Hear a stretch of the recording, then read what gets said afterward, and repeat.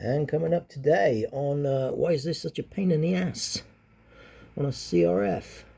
One of my Facebook group members was asking why such a ball ache to try and put the front wheel spindle in. Well, here's a little video what I am about to make just to show you how much fun it is. And as I'm not working from my usual location, I don't have any video stands or anything like that, so you'll just have to bear with me. First up, we're going to need some tools. Now, on this particular application, I have got post 17 forks now on my 16 bike, because it seemed like a good idea at the time, and these come with 10mm pinch bolts. And that one is really tight. I don't like the threads in that one, but I bought these second hand. Next up is your 17mm spindle bolt, which you've got to spin out. And interestingly enough, I've got the 16 bolt in the 17 forks, but it seems a little bit short. It doesn't quite poke out the other end. But the wheel hasn't fell out, so that works. Oh, also, stick some kind of stand thing under the bike, so the bike is really easy,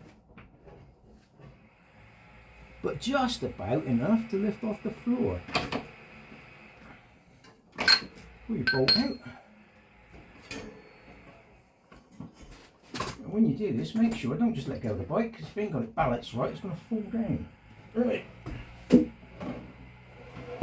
Just check that over there. Now the problem we got is everything is now free to wibble around.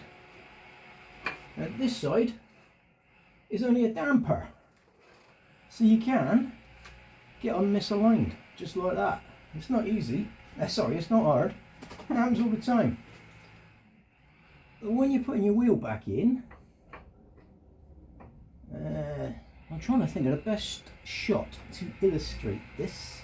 But when you let's lift that up. Look, right, that's up out the way, right? When you're putting it back in, part of the problem is you've got to get this shoulder to go in that fork.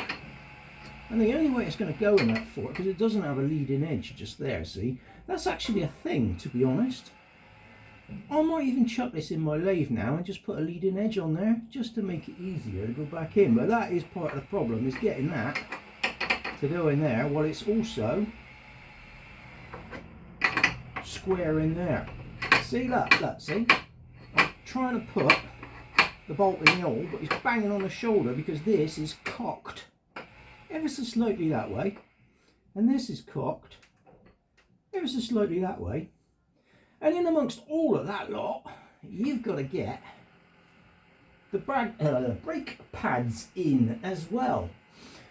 Now then, because this bike is kind of new to me, I haven't really done any maintenance on it yet. So what I'm actually going to do, you don't have to do this, but it makes it easier.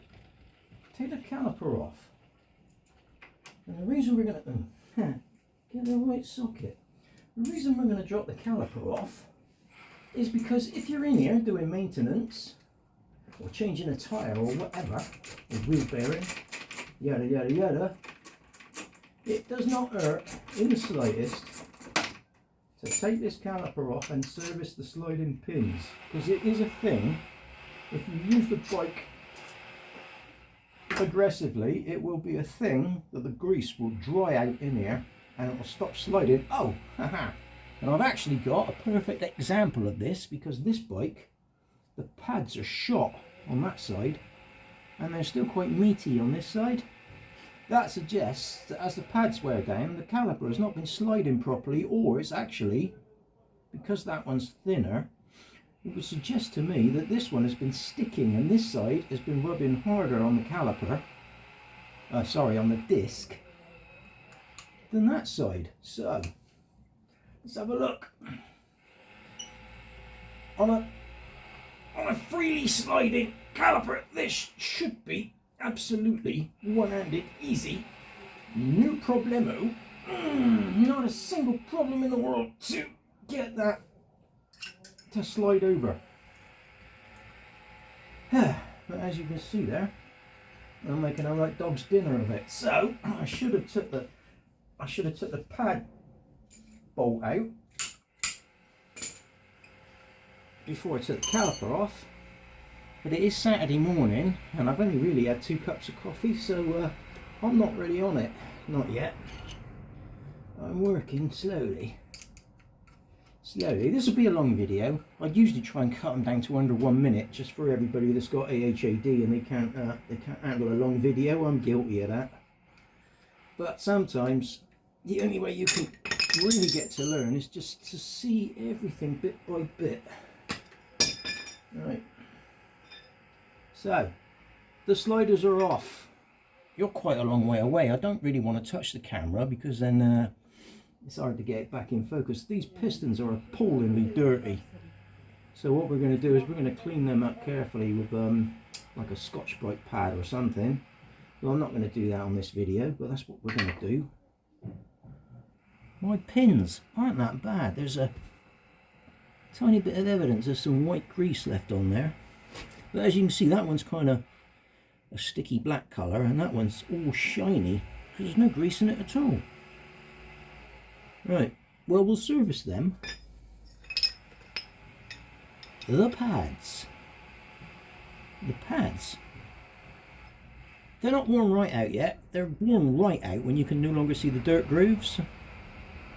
But as Honda pads are available to me at a very, very cheap price, and I've got a couple of spare sets if anybody's in the UK, I'm going to bung new pads in there because they are shot. I'm going to clean up these pistons and get that all nice and lovely because that's not very pretty at all, which is the joy of riding around in salty countries. And eventually, when I come back to you lot, I'm going to show you how to slip that pin in without a whole load of screaming. So let's just do this tyre and get some more coffee down my neck and I'll be back. This Michelin tyre is the easiest tyre I have ever removed in my life. It was absolutely lovely. It almost fell off in my hands. And the grip on them are really, really good. So like, I'd thoroughly recommend them, except for one problem. Discontinued and you can't get them anymore. Moving on. Right, a new tyre's on. That was literally less than 10 minutes. Probably, I reckon that's probably only about 8 minutes from start to finish. So that was really good. And I'm actually on V rubber now, which is kind of ironic because in Thailand I can buy V rubber, a pair, for about 65 quid.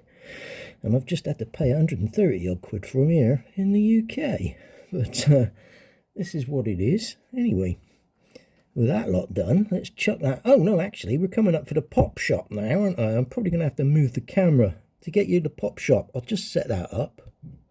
I think you want to be about here to get all the action, but like my elbows, my bald head, and the rest of it is all going to get in the shot, but I'm not going to do it twice. So it's going to be what it's going to be. Let's get it on. Right. Now, I'm doing this with the caliper off because, as I said previous, I'm going to do some work on the caliper. Normally you'll do it with the caliper in, so you've got to take into account, you've got to get your whatsits in, your pads into your disc. So what you do is you offer the wheel up, you put in your spacers. Now on your regular Hondas, your spacers with the black plastic rings, they fall out all the time. They are part of the ball ache, but these spacers here are what I done made, because this is a 17 fork and a 16 bike, so I've had to change all the bearings and the spacers. I've got that on my Facebook page for anyone that really wants to know about it.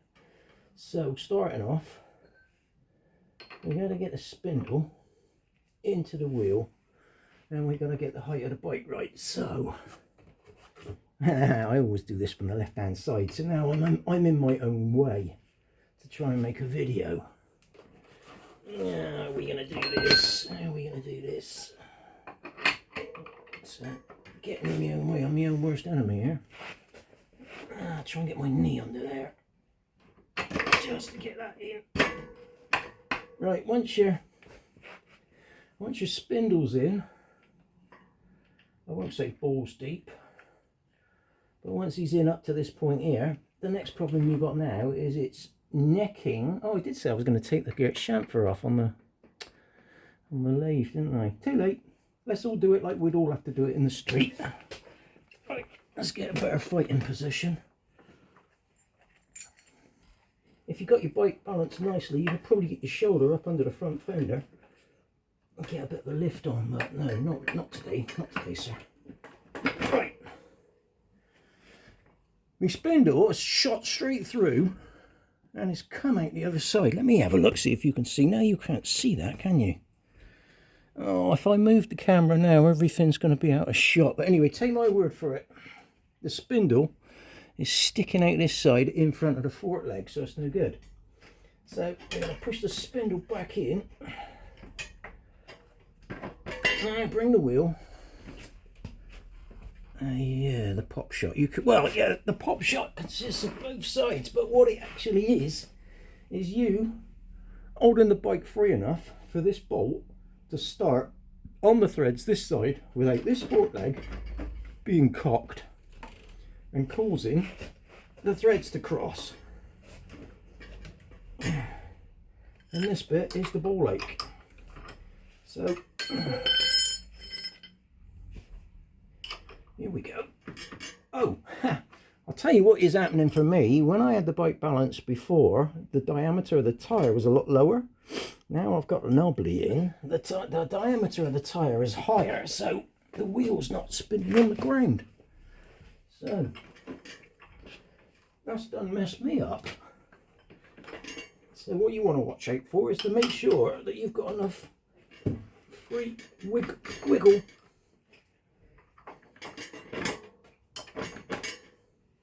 Which I haven't. I'm pressing down. The tyre is forcing the bike up at the front, and that is giving me a bit of a grief. So the struggle now, see, and I'm doing this in real time, there's no editing, there's no cutting out the hard bits, this is me struggling my balls off. So I get the wheel in,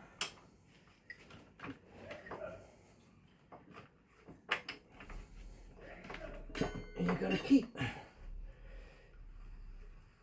wiggling your left hand fork, because there's no spring in it, it can do what it wants. But you've got to keep wiggling it. There you go, you started now. Make sure the bolt's going in free. If you're having to force that bolt in, you've cross-threaded it, stop. Because once the thread's crossed, you've had it. Right. That's him. See, he's in. It's a bit of wangling around, but he's in.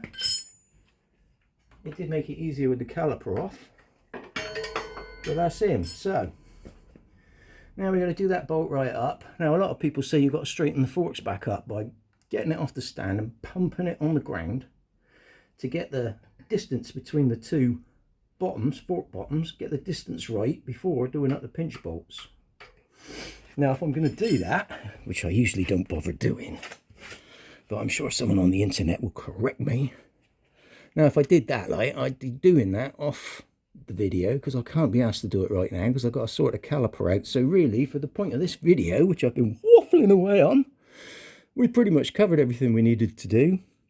So I'll end it here because it's 14 minutes. Most of you have already clicked off, which will kill my video on the algorithm, because if you don't watch it from the start right to the end, the algorithm assumes that you don't like it, and then it buries my content so no one can see it. Well done, YouTube. Anyway, waffles ended. I feel like another coffee. I'm going to finish all this lot off camera, and you lot, hopefully, can like and subscribe, or at least call me a cockwomble in the comments. Anything, really, because it helps me with the algorithm, which hates me. Cheerio now.